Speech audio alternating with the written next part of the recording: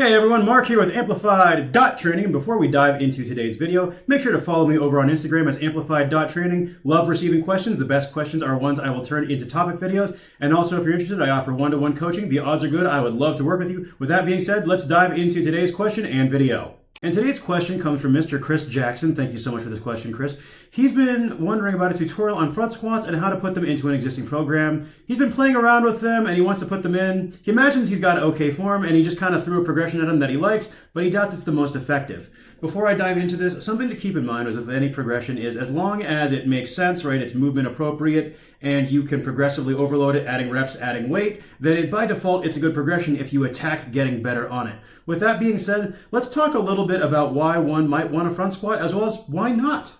Starting off, let's talk about why someone might choose to front squat. One of the big reasons you're going to see people choose to front squat is it has wonderful athletic carryover. It's a very upright, knee-dominant squatting position. Additionally, if you're doing a lot of pressing volume, it is easier on the shoulders. I think the front squat is a particularly useful variation for the strongman athlete, as it'll help them improve their deadlift, their leg drive on the push press, as well as loading and moving events. And again, it is a very quadricep-focused movement. It reduces low back strain versus the back squat, especially if you do squat with a lower bar position because of the more upright torso.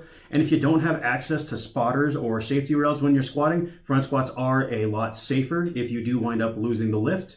And then last but not least, it can just provide a novel stimulus if all you've been doing are back squats over and over and over for years on end. Sometimes you just need to switch it up to make training a bit more enjoyable, because at day's end, if you hate your training, unless you're a really high-level athlete, I question how much you're going to get out of it long term. With that being said, let's also talk about some of the drawbacks of the front squats. Also, I decided to take my glasses off because I imagine that glare was very visually distracting and you'd rather see my lovely face. My mommy tells me I'm very handsome, and why would she lie to me? She's the Philippines' greatest export after all. With that being said, the first drawback with the front squat is that it's not necessarily the best choice if your entire goal is just maximizing muscle mass due to the incredibly high stability demands of it. If you look at a lot of high-end physique and bodybuilding athletes, John Meadows, Chris Bumstead, the front squat is not very common in their programming because the stability demands are so high, it doesn't let you chase overload as efficiently. Think of it like this. Doing rest pause work or 20 rep sets on the leg press isn't nearly as daunting as doing it on the back squat. There's a reason for that. Because the leg press has lower stability demand, you can shut your brain off, go caveman a little bit more, and really just pound out those muscles. Something to consider in that regard.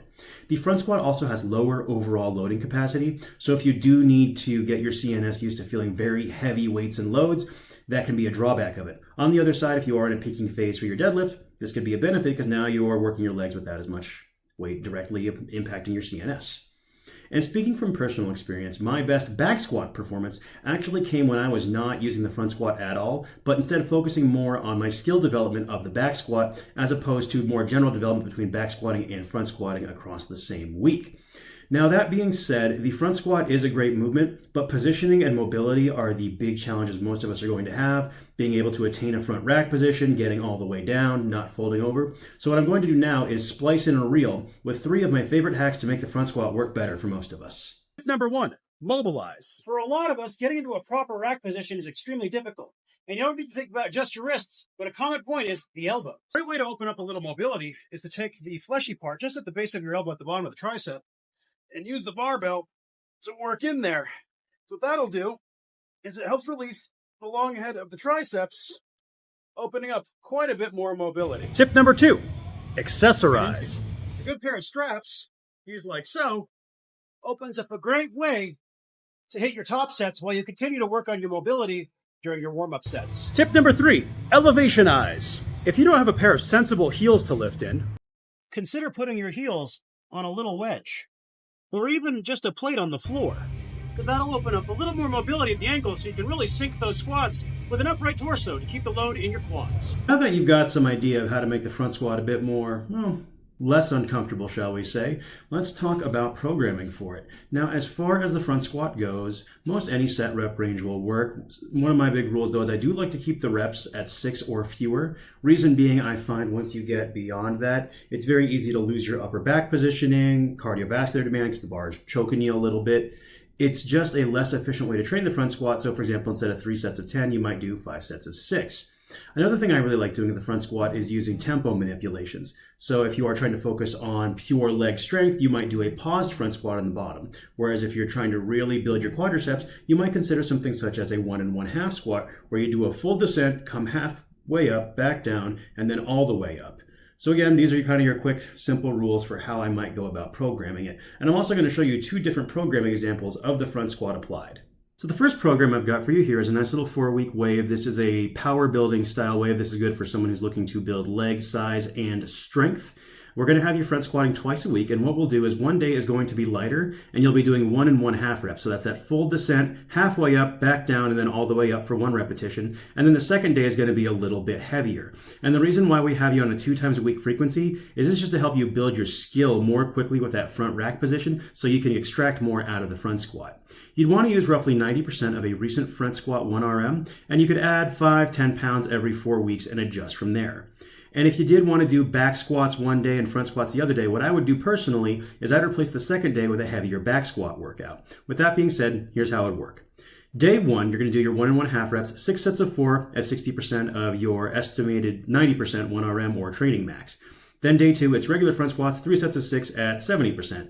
Then in week 2, 5x5 at 65% for day 1's 1 1/2. And then week 2, day 2, 4x5 at 75%. Week 3, day 1, 1 1/2, 4 sets of 6 at 70%. Day 2 session will be 4 sets of 4 at 80%. Week 4, we're actually going to drop the volume quite a bit. This acts as a bit of a pseudo deload. I prefer to deload via dropping volume as opposed to dropping intensity. And that being said, you'll do 3 sets of 3 of the 1 1/2 at 75%. And then in day 2, 2 triples at 85%.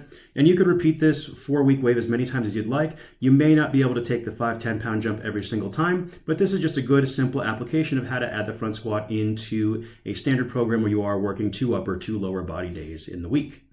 All right, in our second sample program today, this is a 1 time a week squatting program. It's a 5-week developmental wave that you could use in a conjugate system, and it's aimed at the strongman athlete.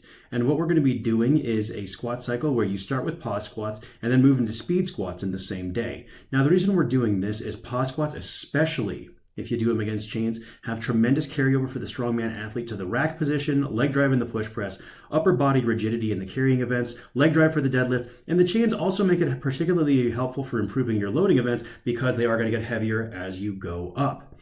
I find that speed work after pauses also helps with positioning because you've reinforced how to control the bottom phase of the squat as well as coming out of the hole. So you're developing multiple attributes at once there. Now, if you did want to use chains on this wave, you should drop these percents by 10 to 20% depending on how much chain you add. And again, use 90% of a recent front squat RM and add roughly 10 pounds each wave. Now, if you did want to squat 2 times a week, how I might change this program out is I would then put those paused front squats on my other lower body day after my deadlifts, and then have the regular front squats be on their own separate day, and then I might do some event work thereafter. With that being said, week 1, 4 pause triples at 60%, and then 5 regular triples at 65%. Week 2, 3 pause triples at 65, 4 regular triples at 70. Week 3, 3 pause doubles at 70%, and then 4 regular doubles at 75%. Week 4, 2 pause doubles at 75%, and then 3 regular doubles at 80%. Week 5, 2 paused singles at 80%, and then regular singles at 85, 90, and 95%. Again, if you want to use chains, you should probably reduce these percentages by 10 to 20%. This would be a really fun training cycle for the strongman athlete to run who is more focused on improving their deadlift and their pressing strength as opposed to their squat, which really, if you're a strongman athlete, that's probably what you're going to be more focused on anyways, since the squat is rarely contested in the sport. Thank you so much for watching. Hopefully this gives you some ideas on how to go about implementing the front squat if you have been wanting to, or maybe it convinced you not to because you realize it's not the right movement for you. Either way, I love being able to help you folks out. We can arm you with the right knowledge, and again, love your questions. The best ones are ones I'll turn into topic videos. I'll see you all in the next video. Until then, I'm Mark with Amplified.Training, both here and on Instagram, and I'll see you then.